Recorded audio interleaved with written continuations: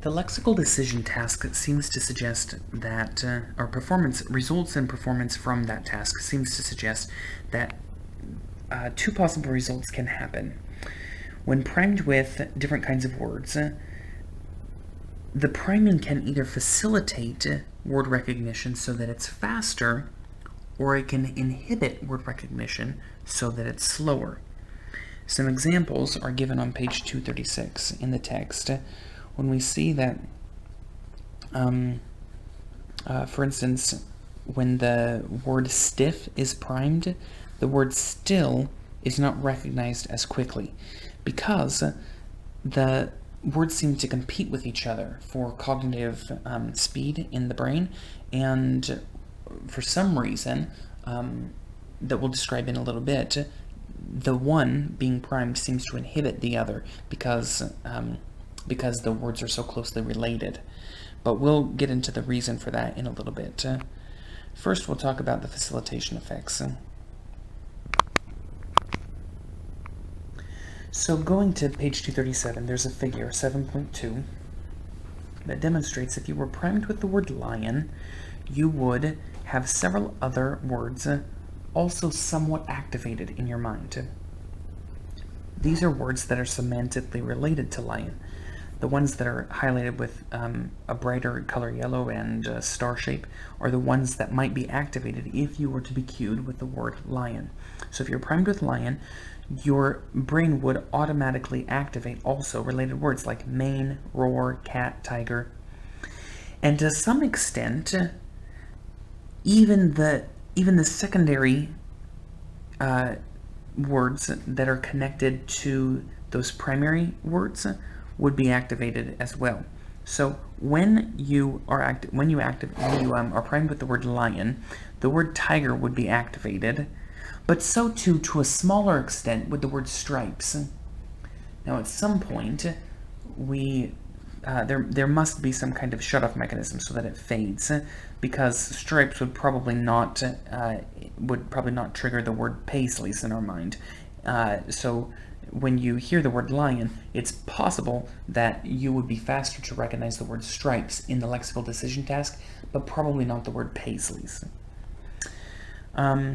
Interestingly, in figure 7.2, you can see that there are other words that are given there, fork, nurse, chair, that are not activated when you see the word lion. These are not semantically related to lion, so they wouldn't be activated.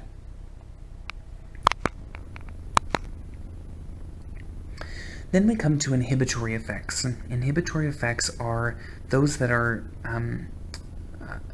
seen that I described earlier when one word seems to make it harder or harder to recognize another, so that you perform on that task slower.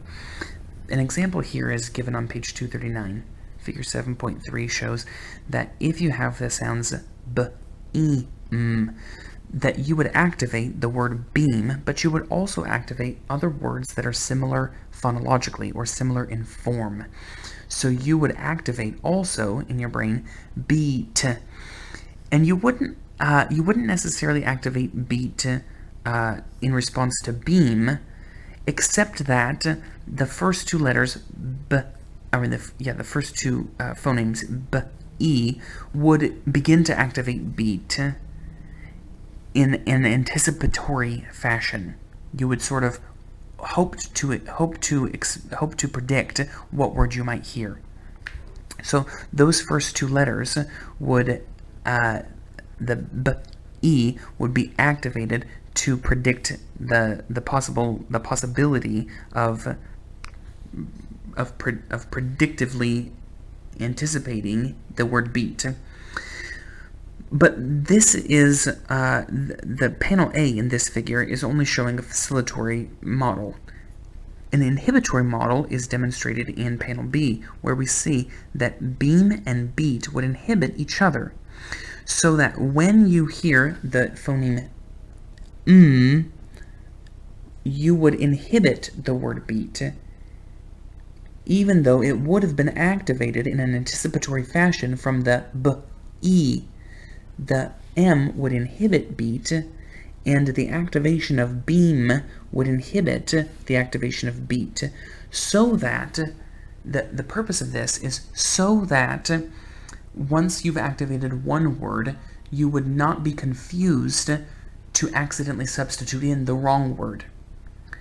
Sometimes this system fouls up. I'm sure you've experienced in your daily life times when you said a word that was really closely related in form, but not the word that you were intending to pull out of your memory. Or when you heard somebody say something that was really closely related, and you substituted in your mind accidentally the wrong word. So this is not a perfect system, but the way that it basically works is through an inhibitory fashion. We can try to stop those kinds of mistakes from happening more often than they really do.